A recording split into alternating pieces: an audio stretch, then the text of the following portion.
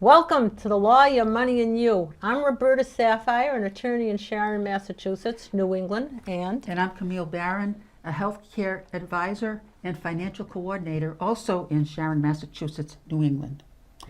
And today we're going to have an interesting story, or an interesting guest, I should say, who's going to talk about a resource that just about every community has. And it's a all over resource the world. Yes, and it's a resource that I think today is so much different from what it used to be in the past, that there are so many things that people can make use of. And this is what we're going to learn. They don't know it. And they don't even know that that's available to them. Right. Well, it gives me great pleasure to introduce Cheryl Weinstein, sitting over there. Thank you. She is a trustee of a library, a local library, where, in fact, that's how I met her. That was where I used to be. And we're welcoming her today, and not as a trustee, but as just an individual citizen. So if you don't like Cheryl, don't blame the library, don't blame the town, and if you like her, just give her a call and say, oh, Cheryl, you were great. Cheryl, welcome, welcome, welcome. Thank you very much. And we always say, tell us a little bit about yourself. So let us hear about yourself. Well, I'm a retired systems development programming manager. You're too young for that, though. Oh, I retired a long time ago. And I'm older than you think. Not that young. I have two children. One is doing a PhD program at Arizona State. Oh, already. Yep. And the other one is undergrad at UConn. And I'm both good schools. Well, one's studying astrophysics and the other one engineering. Wow. And I'm also on the board of the Friends of Blue Hills. That's a passion. I love to go hiking. Love visiting Arizona State because there's a lot of wonderful hiking out there. We have my daughter's in Arizona, you know, with 8 kids. But Phoenix, the upper part. So they're in the University of Arizona. That's in Tucson, right? No, she's at Arizona State, which is in Tempe. Tempe. Arizona State. Yeah, oh, Tempe. that's right next door to us. Yes. Yeah, good school. She's doing physics there? She's doing astrophysics. Astrophysics. Isn't that wonderful? Now, where did they get the desire to do those two Maybe from things? my husband. I don't know. I Yeah, never even took physics. her husband's from India, and he's very nice. He's very smart. And he makes enough so she doesn't have to work. She lives off of him. That's why she's smiling so well. And I'm sure you've been to India? Oh, yes, several times. We Yeah. go to visit family. Oh, sure. Yep. Sure. Now, that's his family. But My now family's here, but yeah, we go to visit his family. They're located in Bangalore and Bombay. Oh, but you So said we've your been there. family, your immediate family? Like your, It's his immediate family, so when I say my family, I meant I think my that's sister-in-laws, wonderful. my mother-in-law. that's an attitude. That's an attitude that shows that that's the way it should be, your family, his family. Unless you get mad at them, then it's his family. Well, I don't know. You know, when I was growing up, I didn't know which grandparents went to which parent Oh, because my parents called them all the same name. So if one was Ma or Pa and the other one was Pop or Dad or whatever, they both called them that name. So I didn't know. yeah. In fact, I thought like that my mother's father was my father's father. You know, I mean, when I was young, I really didn't know the difference. Do they do that different in India? Like if it's on the... Oh, there's very specific names. I mean, if it's if you're the uncle if you're the uncle on the mother's side and you're older than the mother, you're the older brother or the younger brother, there's different names. It's complicated. So that they know, because our friends, the Dews, who I always tell the joke, they're friendlies with the nothings, so they formed a business, do nothing. No, but anyway, Judy Dew, my dear friend, she's from Chinese descent there, and she says the mother's grandmother on the mother's side is called one thing, and then because they call them that's how they're related. And I was wondering, so they do that in India too. It seems like there's a lot of that in a lot of other languages. Spanish has different names for different things, and I didn't it know just that. seems like English seems to not differentiate these No, things. isn't that funny? Yeah. But we have our Indian friends. Oh, yes. Jyotsna. Right. Now, they're vegetarians, Are any of you vegetarians? My or is husband's it- brought up vegetarian, and Oh, he's so that's he's part of vegetarian. India? But my daughters and I are not vegetarian. But yeah, his family is brought up vegetarian. Yeah, isn't that It's interesting? it's where he's from and his, how his parents were. So not everybody where he's from is vegetarian, but his particular, religious We ought to have him, caste or whatever. him on the show. Call him up. Get him over here. He's a nice fellow, too. I've met him. She's got a beautiful family. Anyway, so let's get back to libraries. Libraries over America, libraries over the world. How did libraries first start? I don't know, but I was reading recently that around 2016 the oldest library in the world was being refurbished, and it's in a university in Morocco. Some very small university, and it was started in this very small university from a lady who donated her inheritance or a lot of her money to have this library in this university. Is Morocco part of Egypt? I mean, I'm not good on geography. It's in the Africa. Africa. It's in the Oh, top because part of Africa. I read Alexandria. Now, where is Alexandria? I have no idea. Neither does, might be and neither, Egypt. and Okay, neither does Alexa. I need to get my phone. We can Google this. Yeah. But I was just reading that about the Moroccan library. I thought that was That's interesting. So It was the where oldest, where the was oldest woman library in the from? world. Was she from? She was from that area. Isn't that fascinating? Now tell think a us, Muslim what is area, it Muslim that got you woman. interested in libraries? Oh, I always loved to read. I mean, when I was little, I did not want to go out and play. I wanted to go out to read. I Really? wanted to just stay inside and read. And my mother would go to the library and she would get a stack of books for her, maybe that small, and a stack of books for me because I read very quickly, like this Oh, big. wow. And I would read. I mean, I remember reading my first adult book when I was in 4th grade because my aunt was visiting my mom and she was telling her about this great book Yeah. that she had just read, and she had brought it for my mom, and I thought, I was 9, and I said, well, if it's a great book, I want to read it. So I read it, and then my aunt was telling my mom about it, and I said, oh yeah, and the part where, and they were like, what, you read that book already?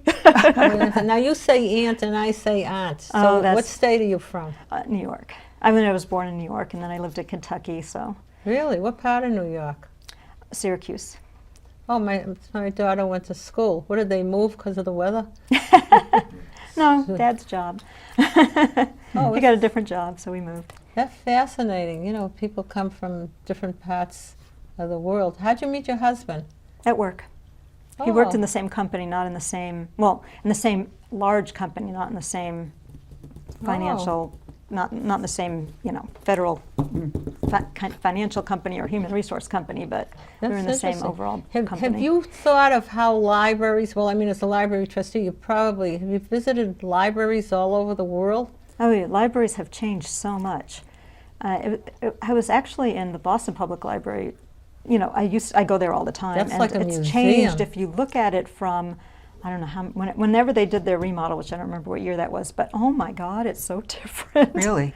It is incredibly different. I mean, where they used to have stacks of books, there's now rows and rows and rows of computers. Oh, And then they have, they have a radio station there. They've got the, I What, a don't know if radio it's a Starbucks. station Is for it the library? GBH, or is it? Oh, Somebody 'cause- has a radio station Wow. there. I forget if it's.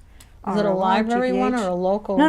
A Either local? WGBH Really? transmits from there or WROR. I should know this, but because we're on TV, but I don't remember. I'm not going to Well, remember that. that's okay. You that can't know brings up the everything. whole idea that I kind of introduced when we were just introducing you about a library today is nothing like a library of even 20 to 30 years ago. No, yeah, it's very And different.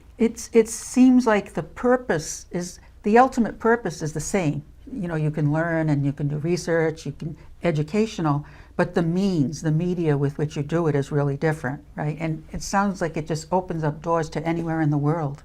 Oh yeah, I mean, what's interesting, one more thing I want to say about the Boston Public Library, the old part where you go upstairs and it has that big, beautiful room with the beautiful ceilings, that original part of the library?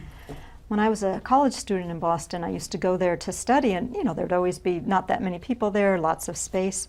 I've been there a couple times in the past few months, and I couldn't believe how crowded No, it was really? there, with everybody on their computers, where when I was in college, everybody would be there with their books. Now everybody's with their books and their computers, and so crowded you couldn't even get a seat That's practically. amazing. Wow. I used to Yeah, take- I just thought that was interesting because it was never that crowded when I was younger. Boy, I Yeah. used to take Take 3x5 cards. As a matter of fact, when I moved to the suburbs, I still just went into Boston Public Library, which is what the biggest library that you could get to around here. But they must have, what other parts of the country have you visited libraries in? I've been to libraries in other, like in Canada, and I've been to libraries in California and Arizona and, different places. What do you look at when you go in them? How do you compare them? What do you look for? See, what do you say? And say, I think boy, I'm would I just- like this. I don't think I really have looked at them that way. I'm more like, well, that some of them do. Like some libraries have really great lighting or really comfy seats that you want, or things like that. I think more if you're looking to do something for a library in your town, I think you really start to look at those things more. Even the flooring. Then you're starting to look at flooring, and you're looking at furniture, and you're looking at how they how many rooms they have for independent study or quiet study, business pods. What do they have different? They have different rooms today, but what are they for? Which they didn't have years ago. Years ago, they didn't have rooms that people could use. No, I mean now there's rooms that are like specifically business pods where you have AV materials so that people can have business meetings and do presentations and things. Of course, you still always have your community room, which is used for all sorts of community programs. The libraries put on community programs, or you might invite, there's the traditional things where you have a book author come in, things like that, but there's also programs where you're talking about Alzheimer's, or you have a doctor talking about depression or anxiety, or so many different types of programs that the libraries are putting on these days. And also programs that the Chinese community might want to have, or Irish community might want to do a particular program, and so they might use the library for that reason. So you have those community rooms, but then you also have rooms for quiet study where you might have tutors and their students using that room as a place to go, or you have the ESOL people. What's English, ESOL? That's English for speakers of other languages. And as we have there's so many people, particularly in the area where we are, that there's so many people coming who didn't speak English at all 7 months ago, and there's a free program through the library system where they get a tutor who's giving their time voluntarily, and they're helping them to learn English. That's wonderful. That's wonderful. Yeah, it's now, the libraries, they have also equipment that can the people use, because years ago they didn't have projectors. But do they have you heard about 3D printers? Oh yeah, I mean now that with the 21st century technology, that's exploding 21st century libraries in terms of their equipment. So you're going to have, some libraries have 3D printers, and they have all that AV material to do smart boards and all the things you need to do presentations, and they have What's a computers smart and board? computers. A smart board is a board where you can be on your computer and it's connected to the board and it's doing stuff, and you can print from the board, you can write on the board, and you can take a printout of it. Mm-hmm. I don't know what What do else you mean the smart boards board? do. What do you mean the board? It's like So, a whiteboard? yeah, like a whiteboard. So if you're writing on your whiteboard, Oh, you can take a printout of what you've written. The teacher can do that, or whoever's instead presenting. of constantly flipping pieces of paper? Yeah, instead of pieces of paper. Oh, so they do Interesting. whiteboards now. That's great. So let's say you were a student, a graduate student, maybe just use Boston for an example, and you had to do a project, okay? Now, back in the day, we would go to the library and you'd pick out some books if you're doing research, right? And you'd open up all these books all over the place. With And the 3D how is that print different cards. today? Well, today you might go to the library and go into one of these study rooms where you'll have computers, or you'll bring your own computer in there, you'll have Wi-Fi, you'll have internet connection, and you'll together do a plan. You might use, say, the business pod if you need a board to write on, or if you need to project something. So you'll have all that technology there so that you can plan that presentation together, or that project that you're working on. If you're doing that with people, if you're doing it by yourself, of course it's And the sources of the information aren't just books. no, Right. and there's so many databases that people have free access to through their library. They don't even know if they're aware of that. Can you give us any examples? I was just talking to someone to tell them that they could use Ancestry.com through their library No for kidding. free. Really? Really? Yeah. Yeah, they Wow. don't know that. Yeah, I mean, People there's so don't many you know have all to. the different things that the library of today offers, and that's why we invited you, because it's like a new, what's the word? World? Yeah, well, it's more than a new world. It's a new whatever the word is. But anyway, it's a new Wow. it's a new tool. The libraries, It's a new tool. This old tool has become a new tool, and I read with the people using it the most of the millenniums that they are really gung-ho on the library more. I wrote down some statistics because I had just looked Yeah. that up, and 53% of the 18 to 35-year-olds, that's millennials, use the library. And it's only 40% for people 65 and older.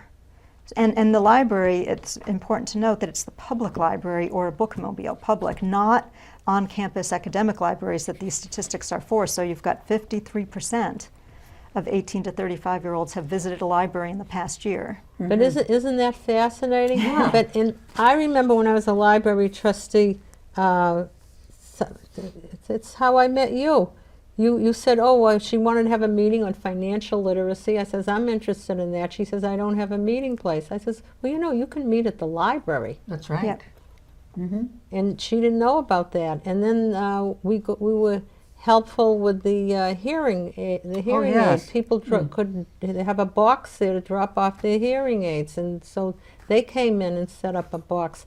The people don't realize how. See, you should be asking me. Well, actually, when you bring up hearing aids, that's interesting too, because a lot of libraries have an ADA compliant room where they might have, hearing things for hearing impaired or visually impaired What's people to use. ADA compliant? That's hearing. That's the disabilities. Oh, So okay, for we somebody have- who can't hear well or can't see well, maybe there is special equipment for using Yeah, the here you computer that go. would be in that room that they could go there to use Wonderful. that equipment. A lot of libraries are putting those kinds of things in. Now, Oh, and just tell you another thing about libraries. no, go ahead, because we left off. We haven't even touched on one of the most important things of the library is the children's room and what's available for children and what they do for children. Well, it's interesting because in the libraries of the past, the biggest users were really the children and the adults. And there wasn't really that much for the teens and tweens. So for the children, it's more giving them their separate own space for all of their programs. I think for a long time there's been, reading a story to the children and things like that. But now there's more programs that have them actively doing music and, as people create more programs and they have the space to have programs for the children. And of course at the library, all of this is free. That's what, differentiates libraries from other civic and municipal institutions. It's available to everyone and free. Who started Not this for profits, free library stuff? All of a sudden, everything's free. I don't know. I mean, Alexander was Graham it- Bell did he didn't Wasn't start it libraries. Andrew He did. Carnegie? It wasn't Andrew I Carnegie? don't know who did the first free. That the idea that it should be I- free. I don't know if that was. I think somebody sent in that Andrew Carnegie wanted libraries to be free so people could go in, and Yeah. he said the only admission charge should be your interest. That's interesting. Yeah. And he's responsible in the beginning for all the libraries. Maybe 100 years ago he'd give 10,000 here, 15,000 here. That was a lot of money back then. Yeah. Oh yeah. But so as terms of children, Yeah. if you can now separate out the different, there's adults, there's young adults, there's tweens, there's teens. Oh yeah, it's the teen rooms. There's Yeah, a lot that's of new. things going. I saw in Arizona, and there was another state. Every state we go to, I go to the library. But they have special teen rooms. They have music rooms. Yep, some libraries have music rooms, pianos, things like that. Every library is different based on the community needs. What would you say? Type of community. What would you say the bare minimum any library should have, whether in East Oshkosh? Because I just want to put this in before I ask you that. We were in Hawaii about 35 years ago on Maui, and we went round and round for 5 hours till we got to the top. And we always look for courthouses, and the courthouse was like a one-room wood with cutout windows. And then down the street was this magnificent futuristic library that had computers and connections to the mainland. This is before people owned computers. It was absolutely fascinating how modern it looked. And, you know, I still remember it to this day. So I'm asking you, keeping in mind the little ones, the tweens, the teens, the older people, the disability, what should the library in 2020, what should that be minimally? What should it have minimum? Well, now this, of course, is just my opinion, but you need to have books, and you need to have. Oh yeah, books. What You are got to be those? kidding. Well, there was a Got to be statistic kidding. I had here about how many people took out books. A lot of people still take out books. Really? And we're not talking those 65 and olders. We're talking with 16-year-olds and up What still take happens out when books. you lose the book, like I would do? Then you have to pay the library for the fine of the book, which usually I don't even know what it is. I think it's just to replace the book. I'm not sure what Oh, the that's cost is. good. Yeah. Okay. So what's the bare minimum a library of today should have? Well, you need your That's the digital. question. You need to have That's good. access to, you know, books on tape, and so Oh. so people can, you know, a lot of people put them in their car. So books on, DVD, and books on, that are downloadable, so that you can download it to your Kindle. And a lot of people don't realize that libraries have very large, extensive collections of books that you can download. Oh, is For that right? free? Yeah. For free? Of course, it's a Isn't library. that wonderful? Yeah. Yeah. She's smiling. You got the greatest smile and Thank laugh, you. doesn't she? Yes. Yeah. Yeah. And then you need comfortable chairs. Oh, You need yeah. comfortable spaces. Of course, you need computers, and you need to have internet. You need to have Wi-Fi. I mean, if you don't have those things, that's what libraries have today. And you need community rooms, and you need these quiet rooms, individual rooms that people can go and do their work, whether it's tutoring or studying for a license or an exam. And all kinds of programs too. Well, that's the community room you need the community room for programming, right? Libraries do all sorts of wonderful programming these days. You didn't have that, in the early 1900s. You did not have libraries giving programs, but now your librarians are trained to all sorts of things, and they're trained to help you find information better and faster than maybe Google. Yeah, really. Interesting. That's quite good. And librarians will teach you how to use Excel in some libraries. They'll do technology programs on how to Interesting. use technology. They'll Wow. Isn't that give. I wonderful? saw recently. I saw two ladies sitting down with a librarian who was teaching them how to use the smartphone. I mean, librarians teach so many things with the technology and everything. They also teach historical things, like if you want to, learn about certain history. And, it's just whatever those programs are that library does. It sounds like it's a very rich resource that people just don't know enough about to utilize everything that there is. I mean, even in school, I remember my daughters were trying to do something for a report, and they didn't have, it didn't have the answer on the databases that the school had. And I was like, well, let's look it up there's other different databases that the Yeah. library has access to. That's free. You don't have to I pay. was gonna ask that. You got school libraries, and you got a public library.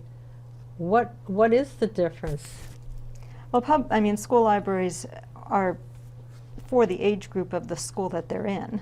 Oh. And they're, I think they're focused on the materials that you need at that age group. And so, and libraries are a little bit different in schools. I haven't been in a school library in a while. Well, I was in the high school one.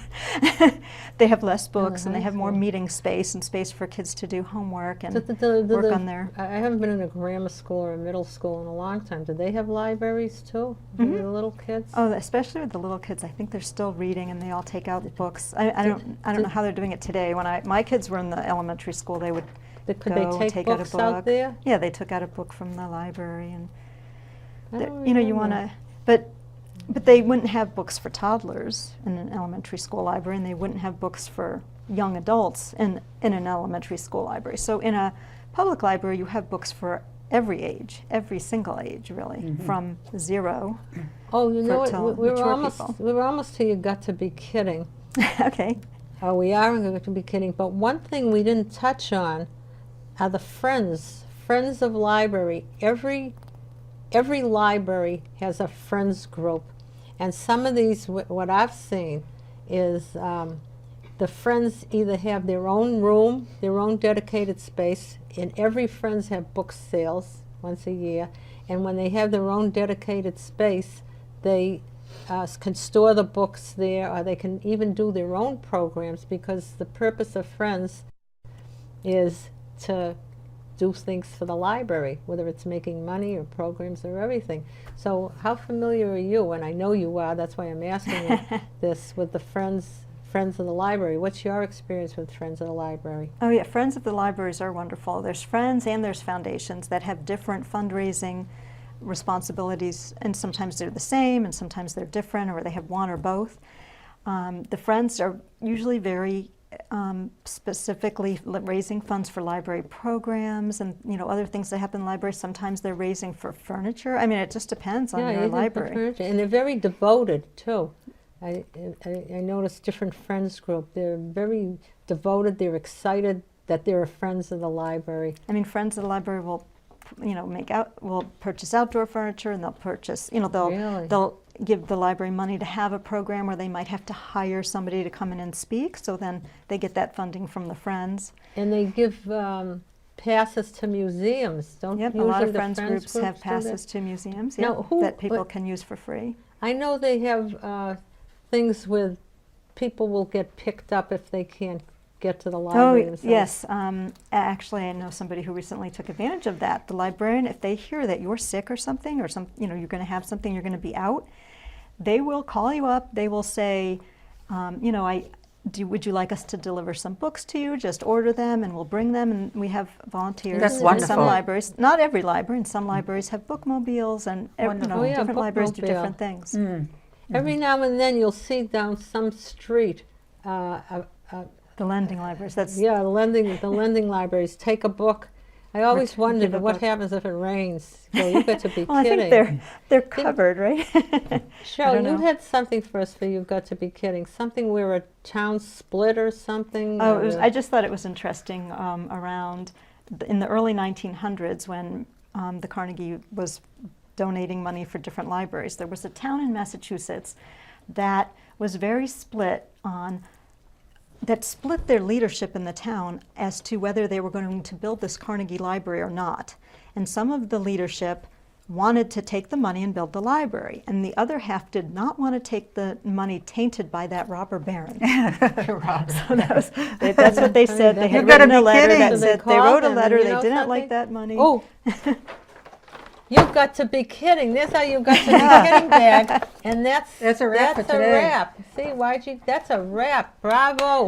Yes, it was wonderful to have you. Thank you. Fascinating. And hopefully that people will know that they can use the library for something other than a book. Absolutely. I mean, all the different towns that our show is in now, every single one of those towns has a library. And again, there's the big city, Boston Public Library. So it's wonderful to learn more about how we can gain knowledge and all the different tools to do that. Yeah, in the and go libraries. visit other libraries in other towns that you live in and other states. Take a look at your local library. Yes. Yeah, and you know how they thank veterans for their service?